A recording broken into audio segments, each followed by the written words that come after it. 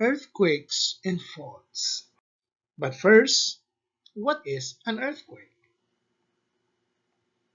An earthquake is a shaking or trembling of rocks. The rocks that break produce vibrations. Vibrations caused by movement of the Earth's crust. This time, let's differentiate the different types of earthquakes. First, we have the tectonic earthquake. Tectonic earthquake results from the upward and downward movement of the crustal plates due to pressure, or break into faults, or slide past each other. It is expected along plate edges and are often very strong and destructive. Second is the volcanic earthquake. Volcanic earthquake produced by the pressure generated by magma rising through faults towards the Earth's surface. It is usually weaker and less destructive than tectonic earthquake. This time, let's talk about tectonic plates and their movement. Earth's crust is broken down into several large pieces of rocks called tectonic plates. They are found at the bottom of the Earth's crust and at the top of the mantle. They carry the land or seas above them. Classification of tectonic plates. First is the continental plate. Continental plate carries the large land masses or continents. Oceanic plate. Oceanic plate carries the oceans above it. Let us now discuss the three types of tectonic plates movement. First, divergent movement. Type of movement occurs on the seafloor where two plates move away from each other. Second is the convergent movement. This is a type of movement occurs when two plates move toward each other or collide. And lastly, we have the lateral slipping movement. This type of movement occurs on what is called a strike-slip fault where the plates slide horizontally past each other, creating a large amount of friction. Take a look at the picture of the divergent movement. Again, divergent movement occurs on the seafloor where two plates move away from each other. And here's the picture of a convergent movement.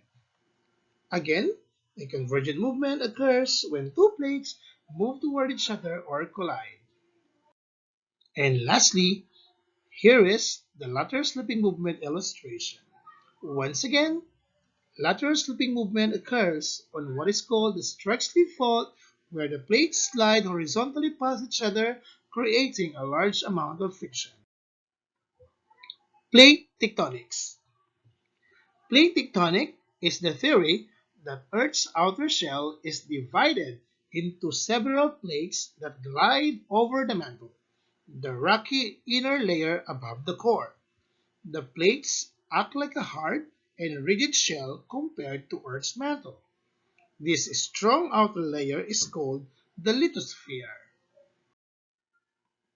What is fault? Well, fault is a break or fracture within Earth where rock movement occurs. Rock layers may experience several types of forces. First, we have the tension force.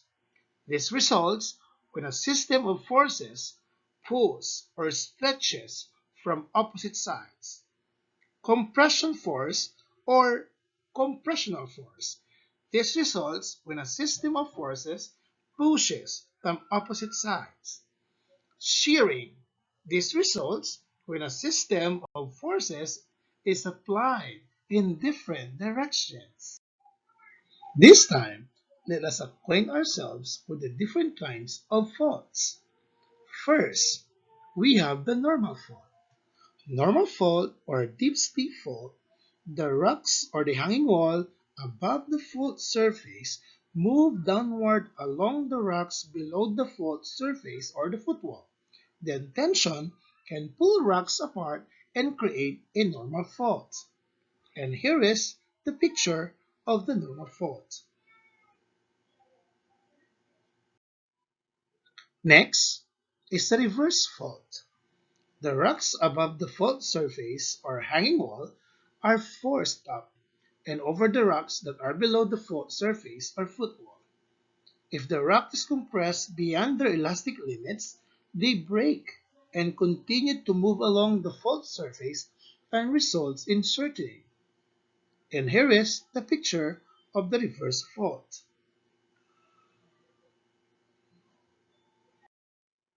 Next is the strike-slip fault. The rocks on both sides of the fault surface move past one another without much upward or downward movement. Shearing forces push on the rocks from different but not opposite directions. And here is the picture of the strike-slip fault.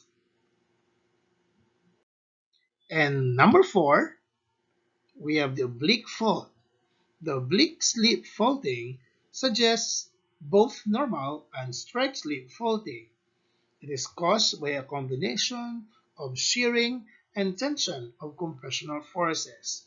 And here is the picture of the oblique fault. This time, let's talk about the active faults. Active fault, the structure along which we expect displacement to occur. All shallow earthquakes that occur are active fault. Take a look at this. Inactive faults. Inactive fault, the structures that can be identified but do not have earthquake or if the fault has been inactive for millions of years. When the inactive faults help alleviate strain within the crust, the said faults become reactivate faults. Take a look at this. Wow! Let's study the faults in the Philippines. Philippine Fault Zone or PFZ is a 1,200-kilometer long fault that stretches from Luzon to Mindanao. It is the largest fault system in the Philippines, traversing the provinces of Ilocos Norte, Abra, La Union, Quezon, Masbate, Leyte, Agusan, and Compostela Valley. And here are the other faults in the Philippines. Dumon River Fault System in Cagayan found the northeast and the west Ilocos Fault System. The Valacana and Casiguran Fault in the northeast found in the coast. Iba and East Zambales Fault in central Luzon. West Valley Fault transects to Quezon City. Marikina, Makati, Pasig, Taguig, Muntinlupa, and NCR. Bulacan, San Pedro, Binyan, Calamba, and Santa Rosa in Laguna. Carmona in Tagaytay and Cavite, and Oriental Mindoro. That ends our lesson. Thank you for attending.